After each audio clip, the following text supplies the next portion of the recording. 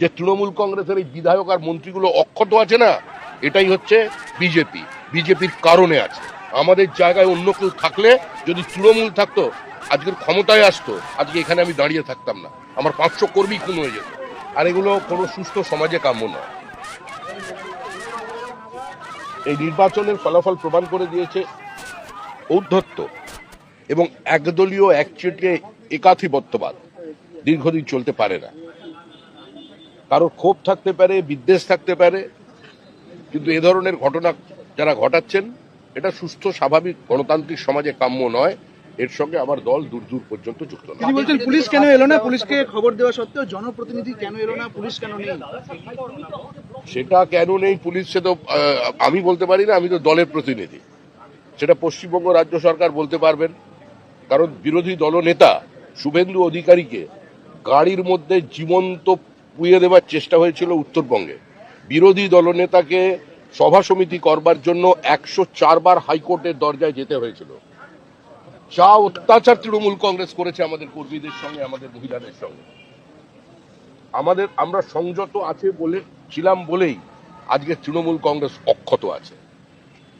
মায়ের সামনে ছেলে ভাত খাচ্ছে, তাকে গুলি করে খুন, মহিলাদের মাথা ন্যাড়া করে তাদের দিয়ে থুতু চাটানো, নৈহাটিতে পুরুষকে সম্পূর্ণ বিজেপি করার অপরাধে উলঙ্গ করে তাকে থুতু ফেলে চাটানো, বিজেপির হয়ে নির্বাচনে প্রতিদ্বন্দ্বিতা করার অপরাধে 5 লক্ষ টাকা জরিমানা দিয়ে বিধায়ক মানে পদপ্রার্থীকে তাকে বাড়ি ঢোকানো, অত্যাচার কিছু বাদ রেখেছে?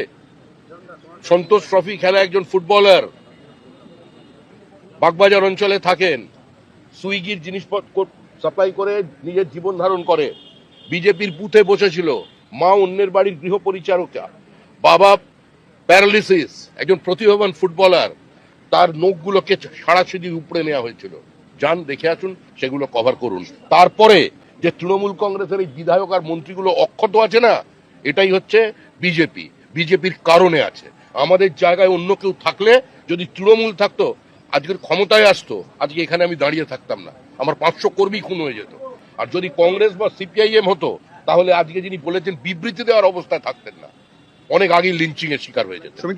যে অত্যাচার দক্ষিণ 24 পরগনায় হয়েছে, 3টে সভাপতির গাড়ি ভাঙা হয়েছে, অকারণে যেভাবে মারধর করা হয়েছে মানুষকে, আমাদের ওখানকার প্রাক্তন জেলা সভাপতির কোমর চিরকালের জন্য সেটা নষ্ট করে দেওয়া হয়েছে। রূপা গাঙ্গুলি আমাদের দলের তখন মহিলা শাখার সভানেত্রী ছিলেন। কি করা হয়েছিল রূপা গাঙ্গুলির সঙ্গে দক্ষিণ 24 পরগনায়? ডায়মন্ড মডেল প্রচার করতে এলেন না কেন? ফলতাই যে নির্বাচন হলো, প্রচার নেই কেন? কোথায় ডিজে, কোথায় রবীন্দ্রসঙ্গীত?